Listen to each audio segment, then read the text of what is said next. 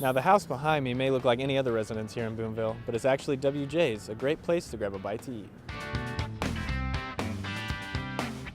My dad was my best friend and my mentor, and so I wanted to come back to practice law with him. And then as a byproduct through school, I was always working in bars or restaurants. Couldn't get that out of my blood, and so I wanted to open something here. We wanted him to have his own clubhouse. That's how I explained it to people. I wanted Dad to be able to come over here after he got done with work and sit down with his buddies at this table and hang out. So that was part of our driving force.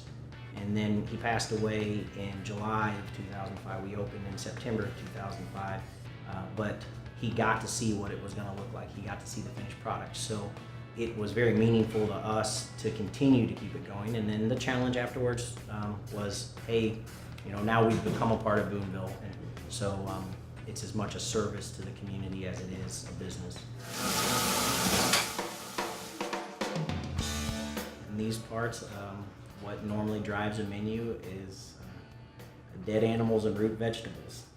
We pride ourselves in our steaks and pork chops because we bring them in whole and we cut them here. So we are the last ones to cut the meat. And so we think if you serve a good product, you're well received. Anything that we can do in-house, we do in-house. Whether it's a salad dressing or the desserts, for example. The desserts are popular even though they're just finishing the meal, but my mother makes all the desserts from scratch, and that's been like that since we opened. So she will tell us what she's going to make, and we stay out of her way. A lot of times people will come in to eat that will say, what's for dessert? Because that will dictate what I eat, what I order for dinner. Would you like a bite? We come to WJ's for a real good meal. We had ribeye tonight, and it was cooked perfect, and it was very tender. We came for the Festival of the Arts, and then we like to eat here before we go over to the concert. It was so good last year, we had to come again. And we like the quiet ambiance. The service was fabulous, number one, and the food too, obviously, or we would not have come back again. The decor purposely was hodgepodge. Through the years, any given week you may see a picture move from one wall to the other, but for about the last year or so, they've pretty much settled in where they are. One of the things that's been on the wall since we started is the painting behind my shoulder. My cousin Casey painted that for me. At my request, I gave her some photographs of my buddy Chris and I, who I used to bartend with at Shiloh Bar and Grill in Columbia. The wall to my right is the Paul wall. This was a tribute to my dad, and so everything on the wall kind of has something to do with him. And the table decor, for the most part, is consistent. Most of the things match, but the things that don't match, like this table here, this is the table that I used to sit at Stephanie's Steakhouse in downtown Boonville with my dad and have breakfast every Saturday since I was 3. So I have a personal care for, a love for that table, because that's where I ate with my old man.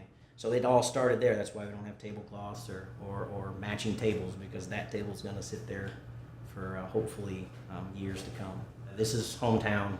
I was born here. I was raised here. I got done with school. I moved back here. I'll work here and I'll die here. That's a common theme with me and with WJ's, and it means the world that we have our niche in Boonville, where we have both local residents and people traveling in from off the interstate or coming in from other towns that have heard about us that want to come try WJ's in Boonville. It means a world to us, and we're very proud of that.